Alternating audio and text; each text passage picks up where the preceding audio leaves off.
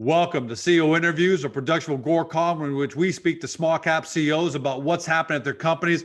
With us today, I'm happy to have him for the first time, and I love the subject matter. Andrew Davidson, CEO and chairman of Royal Helium, trades on the TSX Venture Exchange under the stock symbol RHC. Helium, we don't talk about that. I don't think we've ever talked about that on a Gorecom. If you think about balloons and blimps when thinking about helium uses, I wouldn't blame you. But you'd also be missing out on a much bigger picture. Beyond balloons, helium is a high-tech gas with many uses in high-tech applications. So for example, MRI magnets, fiber optic cables, so we can have high internet speed for things like this. Airbags, hard drives, chips and electronics, you name it, it plays a critical role. As a result, as all these high-tech applications continue to climb, demand from these is causing a supply shortage in helium, making it a high-priced commodity as prices continue to rise. Saskatchewan is one of the only places on Earth with current and past production of primary helium. That's where Royal Helium comes into play, as they're one of the largest landholders search for helium, and they're aiming to deliver a minimum of 1 trillion cubic feet into the market via exploration development. Let's talk about it. Andrew, welcome to the show, man. Thanks for having me. Excited to be here. Yeah, great to have you, because this is a great topic. And even I didn't realize the uses for helium and how important it is. How big of a problem, though, is the current supply shortage? Well, I mean, there's no way to understate this. It is a major problem globally, and it's a problem across multiple industry segments, right? I mean, given the uses of helium across high tech, healthcare, rocketry, nuclear power, you name it, it's irreplaceable in those uses. When we run out, when there's a shortage, these things grind to a halt. They don't just slow down; they full stop, and that's a problem, because a lot of these industries you can't just stop and start them up, right? It's not a simple process. So the supply side and the glut in demand oversupply is causing a major problem. You're seeing the price spikes. That's the result. And I might have heard, correct me if I'm wrong, so the one that we can probably all relate to the most, or we think about in terms of importance, is MRI magnets. Yeah. And that there was a problem that some people, they had to maybe reduce or cut back on MRIs because of the supply shortage in helium. And that's a major problem.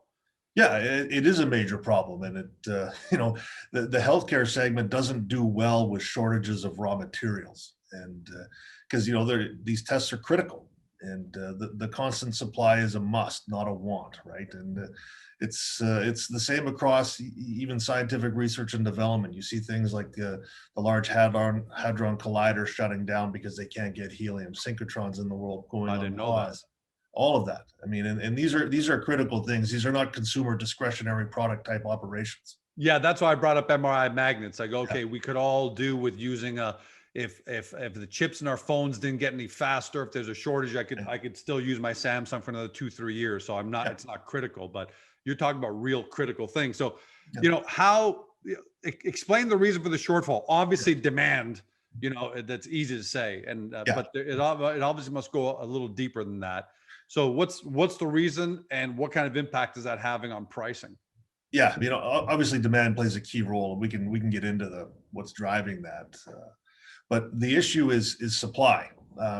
Historically, the U.S. has been the largest global supplier of helium, and the Strategic Helium Reserve in Amarillo, Texas, was the single largest sales point for helium globally, accounting for as much as a third of global sales of helium.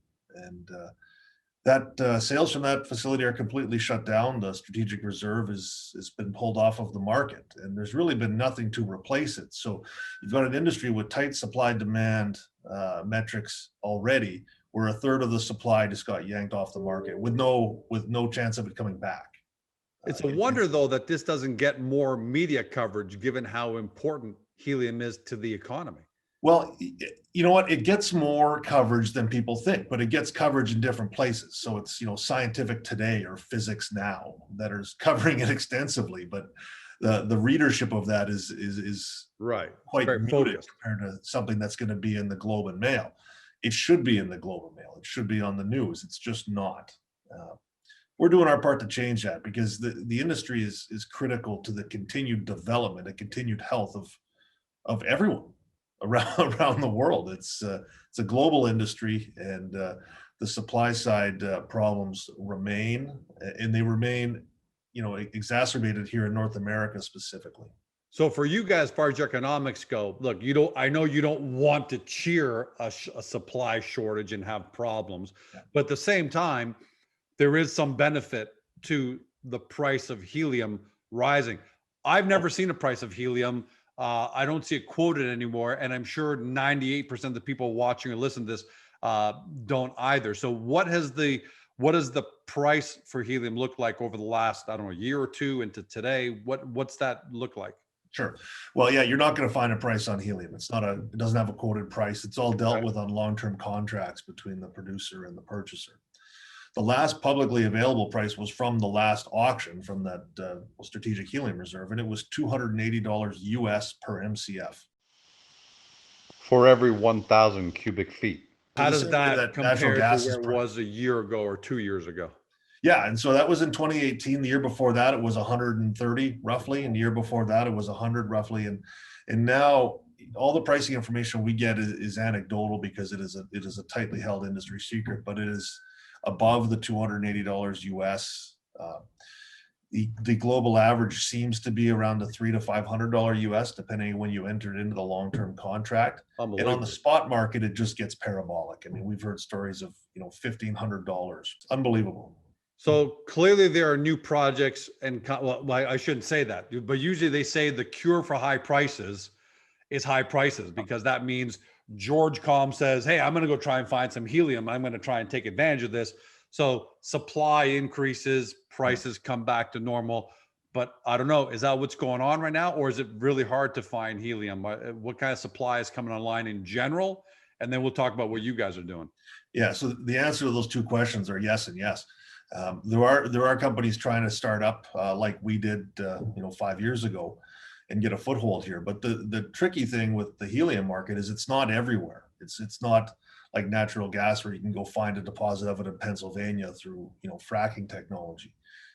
It exists only in places that have elevated levels of uranium and thorium in the basement rocks, because helium is created from the natural decay of uranium and thorium. So limited jurisdictions have the ability to produce it, and even fewer have the ability to produce it as a primary product. So not as a byproduct of natural gas, right? And that's where Saskatchewan comes to the forefront. We're the only jurisdiction that we can find that does this. Everywhere else is a natural gas project, which may or may not have helium associated with it. All right, so it's an offshoot, it's a derivative. It's an offshoot. In fact, the global average on helium grade is 0.04% of the gas flow stream. Is the global helium grade. It's exceptionally low, but it's such a high value commodity that the economics still work. All right, you guys have got 1 million acres. Yep. That's unbelievable. Assuming that you guys are, actually, let's backtrack. So what are you doing now to get through your 1 million acres to try and deliver that 1 trillion cubic feet? Give us. And I mean, that's a huge number. We're talking about gas flow there. What we do to develop these things is, you go through the standard oil and gas exploration procedures that any natural gas or oil and gas company would do. A combination of historical well log reviews, seismic, aeromagnetics, this stuff. And we're doing ours on a land package by land package basis, because with the 1 million acres or so of helium rights, you can't do it all. You gotta do it piecemeal. So we're taking bites out of it. We started at our project area near Climax, Saskatchewan, and it's about a 50,000 hectare property.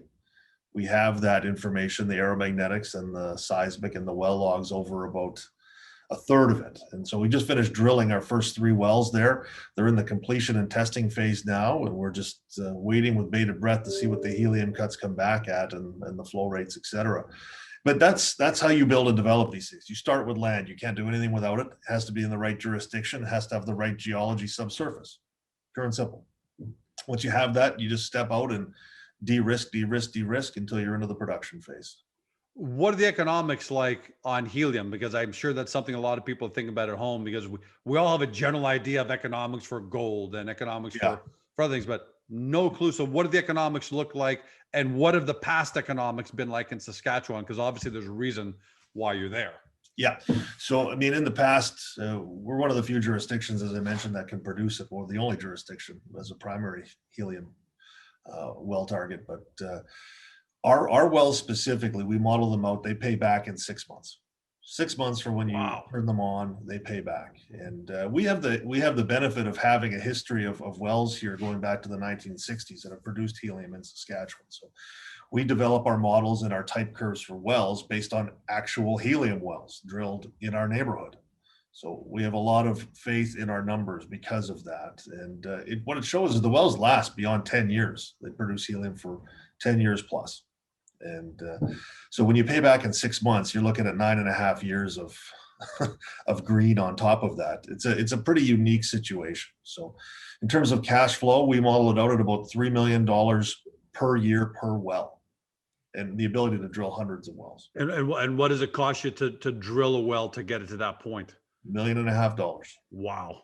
So you're talking about $30 million of return on $1.5 million on unsuccessful wells, obviously. Unsuccessful well, yeah, on a successful well. If it was a slam dunk, I'd be ending the Zoom right now and driving out to Saskatchewan. Start. Well, I mean, if it was easy, and we make it sound easy, but if it was easy, everyone would be doing it, and everyone isn't doing it because it's not as straightforward as that. I mean, you're drilling down to 2,600 meters below surface. I mean, a lot of things happen between here and there. And, the scientific data is what it is. A lot of it's historic. So we learn as we go.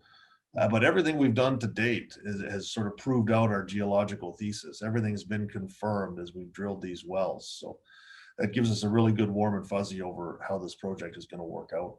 So if everything comes back well, and pardon the pun, if everything comes back well with these 3 wells that you're drilling, you're waiting for the results on, I don't want to make the assumption, but usually like mining, we drill 3 holes, looks good. We need to drill another 30 or so to really know what we have. What does that look like for you guys? Because again, helium is brand new. If everything goes well with these first 3, do you expect that you're going to have to, drill 5, 10, 50? Let us know how that looks. Yeah. So there's really 3 prongs to our development approach here. So one, assuming it's successful, these wells are going to be production wells. They're not just exploratory. So we're going to put them on production and cash flow them. And we'd hope to get that, get cash coming back at us here in 2021. That's fast. That's fast, Andrew. What I like about that, sometimes the frustrating thing about the mining world is, okay, we're drilling and we need about 3-4 seasons of this. So we'll know by 2025 what we have. And that's just too hard for most small cap investors to kind of wrap their minds around. So yeah, you're thinking that time scale doesn't work for everyone, and understandably so, especially with high risk capital. But with us being able to say, it's about 6 months from when you drill to when they come online, and then 6 months after that, you're paid back your capital, and you just you can sit back and watch it from there. So we're going to do that. On top of that, we're going to look to do what we call infill drilling. You think of it like an oil and gas project. We've de-risked this land package. We're going to infill drill it now, which means add 10 plus wells into this Climax field that we have defined so far. And so that's step 2. Step 3 is we're going to go do the initial exploration and initial drilling over at another land package. So we'd like to get all that done here in 2021, or at least underway in 2021. And does Saskatchewan present any weather issues where you got to stop drilling, or can you go year round? Yeah, well, I mean, we're in one of those periods. Well, we're in the only period like that right now, which is why we got through the drilling program as quickly as we could, because it's called spring breakup. It's when the ground thaws and the roads get soft and you can't drive heavy machinery over it. But we're pretty well through that down at our project area, and it didn't cause us any delays at all because we got the big machinery off site and we moved smaller machinery on. So we're okay. But other than that, it's, we'll call it 11 months of the year you're drilling. Oh, okay. So that's winter is actually a great time to drill. I mean, it's uncomfortable if you're working outside, but the ground's hard. All right. So this is pretty exciting. It sounds like, you're on the cusp of finding out, just what you got. Do you guys have an ETA for when the results will come back? Ballpark. I'm not holding you a specific day, but is it sometime in April, May? Is it sometime, yeah. ETA for that? Initial results, mid-April at the latest, I would think.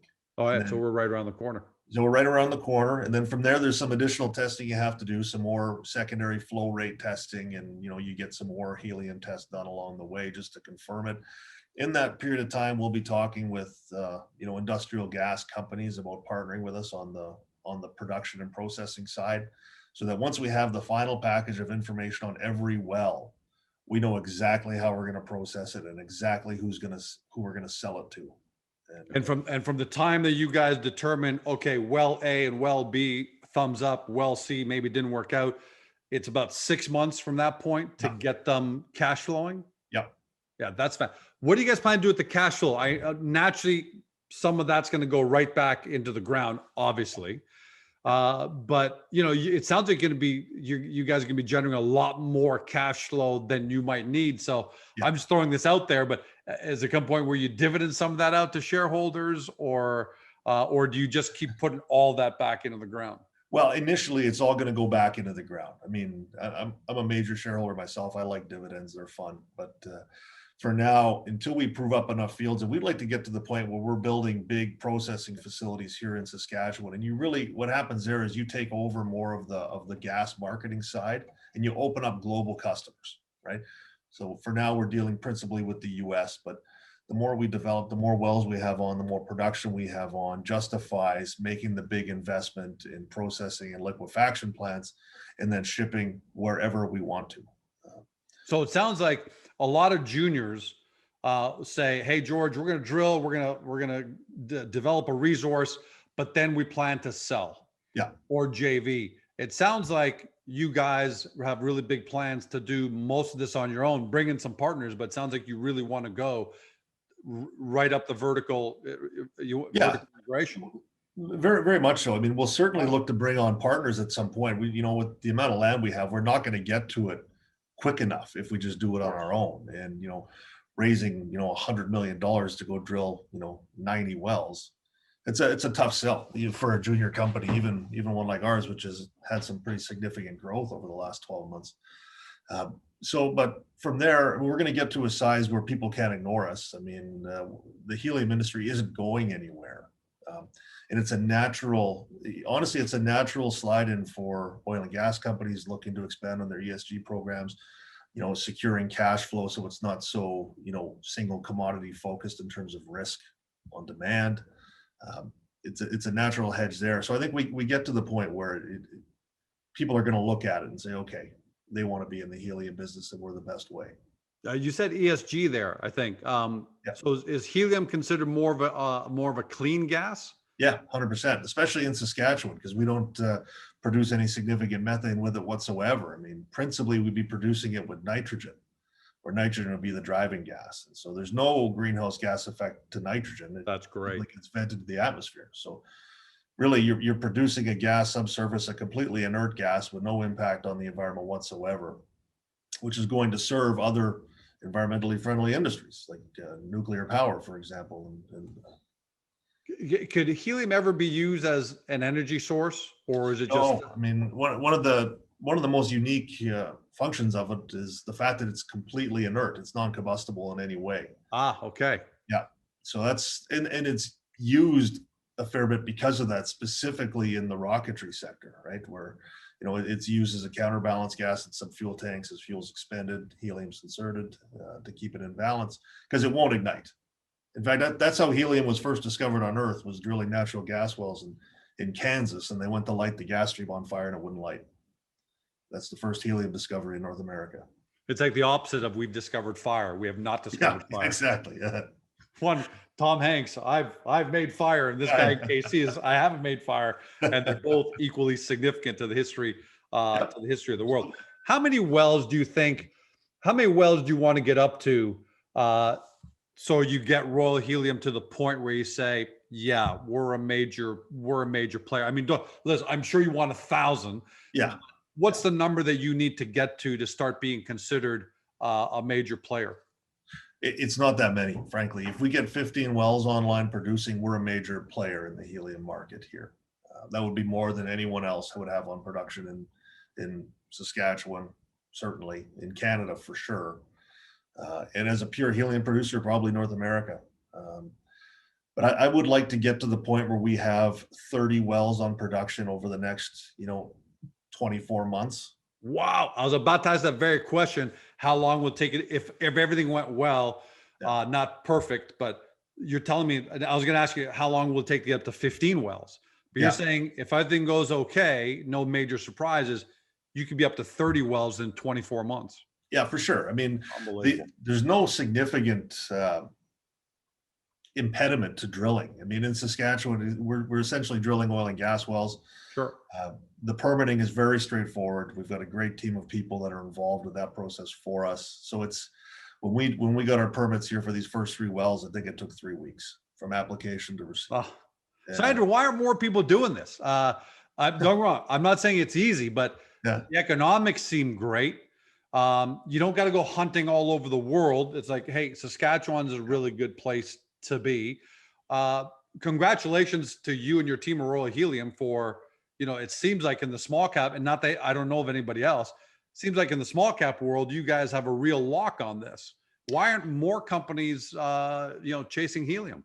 Well, I think we were a bit ahead of the curve when we started this thing. It was there was a U.S. company called the Wild Group who made the first real modern day swing into helium production in Saskatchewan, and that was back in 2016, the same time that we started up as a private company.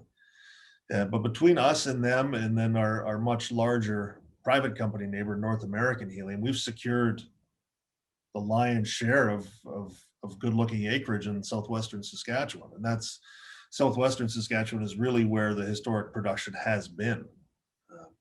So between the 3 of us, we control a fair bit of it, to say the least. And, wow. Hey, look, fortune favors the bold, right? Because it sounds easy right now as we're talking about it. It sounds easy for me to be excited about it now that you brought RHC to this level. But the fact of the matter is, when it was just an idea, 5-6 years ago, you probably have a lot of people saying helium. I'll go oil, I'll go get gas, I'll go get gold, I'll go get silver, I'll go get lithium for the electric vehicle rush. And you probably just keep dwindling down your list of potential partners and investors for helium, but you guys saw it. Yeah, no, it was very much like that. Since, like I said, since 2016, we've been doing this, and it's been a slow process. But the more I got into it, the deeper I got into learning about the helium market and the uses and demand and the supply issues. It's such a fascinating industry. Clearly, so many different segments on the demand side, and all of which it's critical for. Like, it's not optional. And if we want to continue, exploring space, for example, you can't do it without helium. Every shuttle launch has a helium tank farm at the base. I mean, they just will not happen. Healthcare wait times go through the roof when there's a shortage. There's no longer breakthroughs on the scientific research side. All of these things are talking about it almost as if it's recession proof, and it's not. There's nothing that's recession proof, but there are so many industries affected by helium. And critical. It's critical, and they generally don't all go to zero at once. So, we have a bit of an advantage that way. And the fact is, it's a good news story for Saskatchewan, for Canada, for North America, because it is the exact same as drilling an oil and gas well. So we have all of these services that are in place already in southern Saskatchewan that were idle during the last sort of slowdown in oil, that we were able to transition over to the helium space and drilling something that's green. And there's no negative public relations involved with helium. That's a dream right there. You Providing got jobs, the dream scenario. Yeah.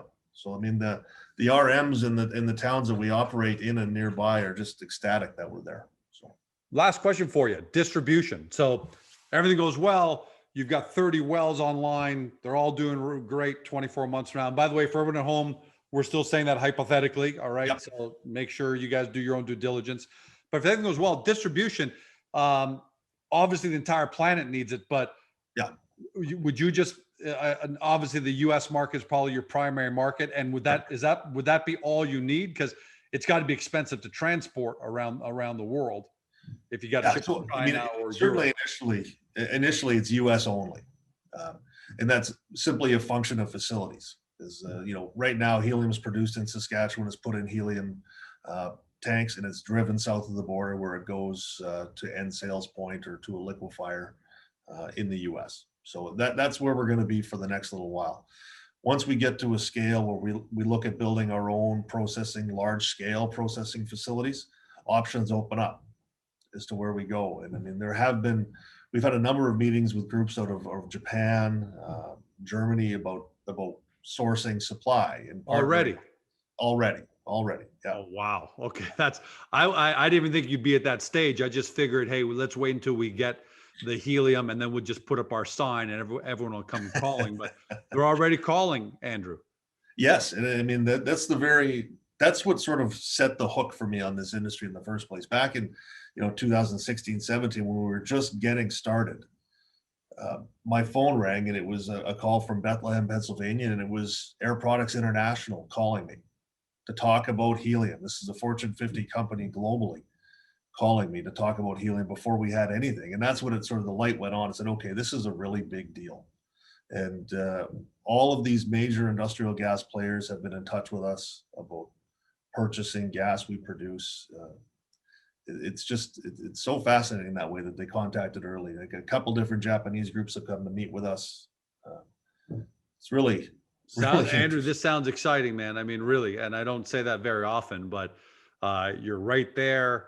You've got your hands around a supply that almost everybody needs. Yeah. You're just around the corner from finding out if you've got what you think you've got, and if you do, you're 6 months away from cash flowing on your first group, and you're 24 months away from cash flowing on the number that really makes you a major player. I mean, that's is there an Achilles heel? Look, I want to, because I never softball these. Is there an Achilles heel? And every company has it. Doesn't mean it's fatal, but every company has an Achilles heel. Like Facebook and Twitter are right in front of the Senate today because their Achilles heel is they can't control content, and that causes a major problem in their business, to their business plan.